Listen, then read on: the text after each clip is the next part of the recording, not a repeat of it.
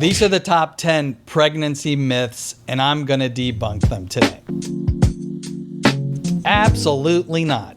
You cannot predict your baby's gender by saying, okay, I'm going to have a boy this pregnancy by making sure my husband's on top or at the bottom, or if I'm hanging from the chandeliers.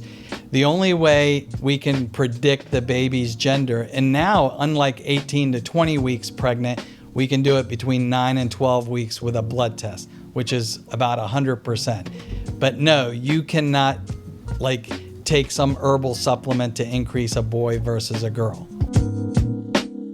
Totally wrong. Exercise is amazing during pregnancy.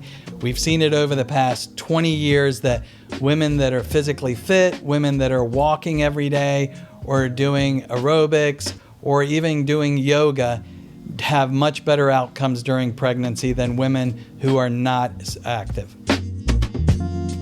Sex is a very healthy part of pregnancy. It helps a lot with the woman's health as well as her husband's health. But yes, you can have sex in pregnancy. The only time we ever contradict ourselves and say you cannot have sex during pregnancy is if you have what's called cervical incompetence, where your cervix opens up, or if you're bleeding in pregnancy. Other than that, you can have sex up until the day you go into labor. You know, that's gone back and forth, and I'm probably on the fence with that myth.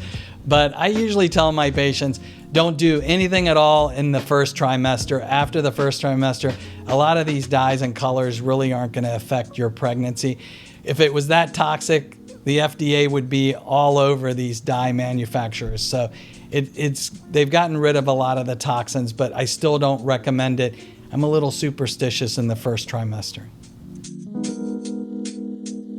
Definitely should avoid hot tubs during pregnancy. I mean, anything that increases your body temperature over 98 to 100, you really shouldn't. And I've been on vacations and cruises where I see a woman who's 9 months pregnant getting into a hot tub that's 103 degrees.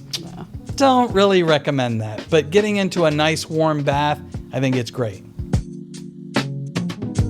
You know, this is one of the myths I love. And I used to think people were crazy. And I get a lot of people from overseas that come. And I've had patients show up to my office freaking out that they raised their arm above their head and they just strangulated the baby. And I go, are you kidding me? The uterus is not attached to your arm. It's not attached to your belly button.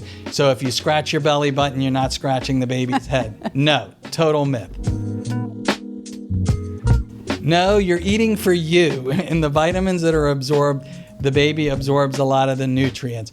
So I think that was one of the myths that used to crack me up, because when my wife was pregnant with her first, I used to use that claim that I'm eating for 2 and maybe 3. But no, you're eating for 1 and you're supplying that baby with nutrients.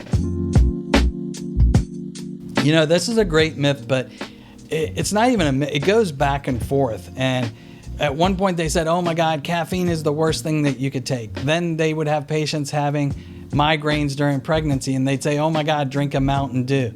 I mean, I tell my patients all the time, anything in moderation, meaning choose 1 drink a day and you're fine. Not that I want you drinking a Red Bull or a Power Energy drink. No, I'm talking about like having a cup of tea or a coffee. I'm okay with that.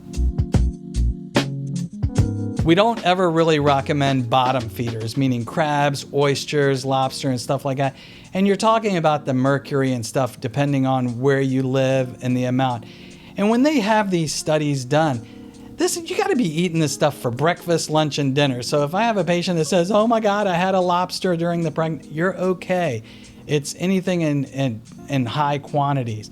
Now, as far as deli meat, everything is fine as far as deli meat.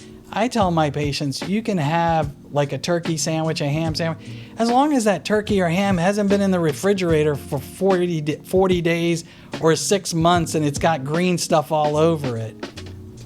What else was in that you were asking me? Last one was rare steak.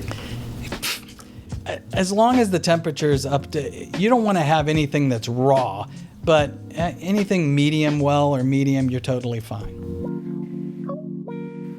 Yeah, I mean, people still use that. I think that's more of an old wives' tale or a myth.